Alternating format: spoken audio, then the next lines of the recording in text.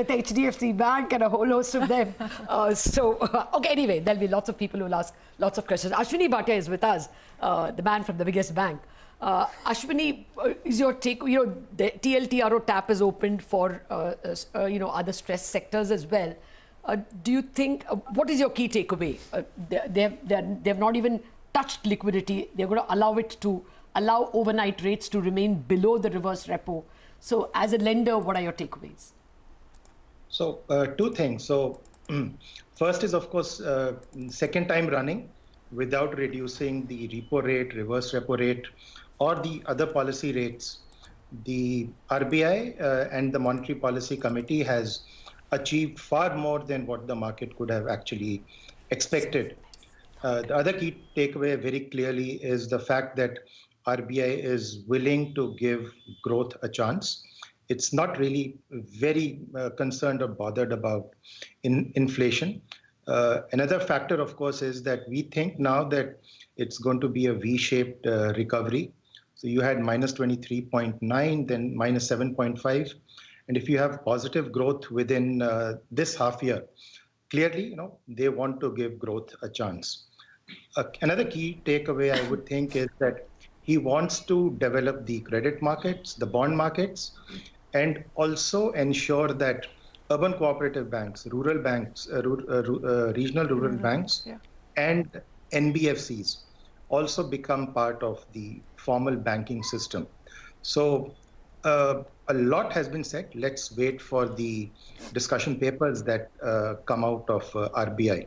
On the liquidity front, I think, again, RBI doesn't want to disturb the apple cart.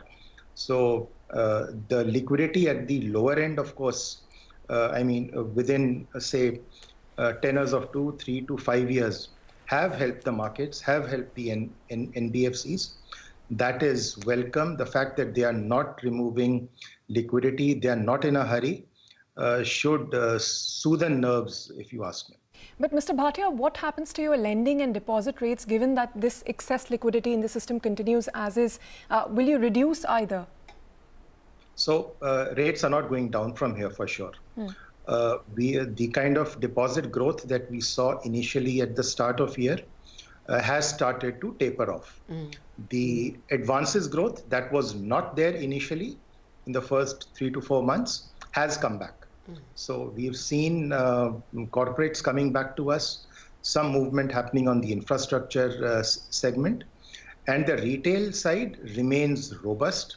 We had lots of fear that, the retail could give us a lot of pain and NPAs and so on and so forth. That has not happened. In fact, that is what is powering the economy. The real estate segment has helped. The auto segment has helped. We think things will only look better from here. Let's hope we don't have a second wave going forward. Okay, the tripartite repo, the TREP, is now, I think, at 2.98. So it's fallen below 3% after the governor's speech. Well, Ashwini, actually, let me ask Neeraj also that. Neeraj, what happens to the corporate paper and the T-bills? Have you already seen how the yields are? Have they already dipped a little more up to, say, 3 years? Neeraj? Okay. Neeraj, you have muted yourself. Sorry, Lata. I haven't had a chance to look at what the market has done in the last 30 minutes, but my expectation is that we will be very stable. If you look at the corporate paper, the spreads are actually quite tight right now, less than 50 basis points for PSUs and 50 to 60 basis points for most of the other borrowers, AAA rated borrowers. I think the markets will continue to find very good appetite for high quality corporate credit as we have seen in the recent past. And I think the demand from mutual fund industry, which had started to pick up in the last few months, will continue to be robust. So I don't see any reason for the rates to actually go up in any way right now. I think they'll kind of be within 5-10 basis points range. I can just read out from Cogensis, and 1 month, 2 month, 3 month CDs are all below reverse repo. They are at 3.1, 3.2. And so I think they're either flat or maybe they've even dipped a little. Mr. Mallikarjuna Rao, thank you for your patience. What is your sense? Will your lending rates have to fall further because the market is still so soft? Will you raise them? Will they remain unchanged? See, there are two important reasons. First of all, the declaration of policy is to continue with the sentiment what is there in the market. They have not changed anything. That is a good measure. Liquidity, they have not touched. More than 6 trillion currently liquidity is available in the market. That is because of deposit growth of little over 10% and credit growth of only around 5 to 6% has contributed to more increase in the liquidity. But the expectation of RBI or the market is that there could be a credit growth in the 2 months of December and January. That is the reason why the RBI did not want to touch upon that. If they want to discuss on this issue, probably in the February when they come up with the policy, at that point of time, it could be discussed. In spite of the fact that there has been a growth in the inflation. We are also looking at the pent-up demand which came because of festive season in terms of all auto loans, housing loans. We expect that it continues in the days to come up to March 2021.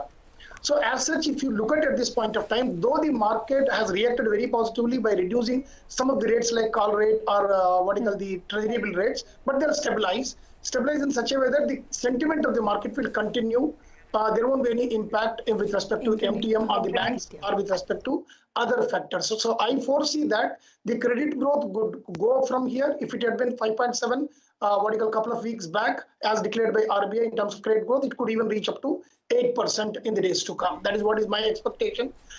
Still, the government borrowing has not started in terms of some of the borrowing for even acquisition of Food Corporation of India or even NAFED, other related companies where line of credit is already available but negligence in terms of the utilization. So I'm expecting that also to grow in the couple of months from December to January.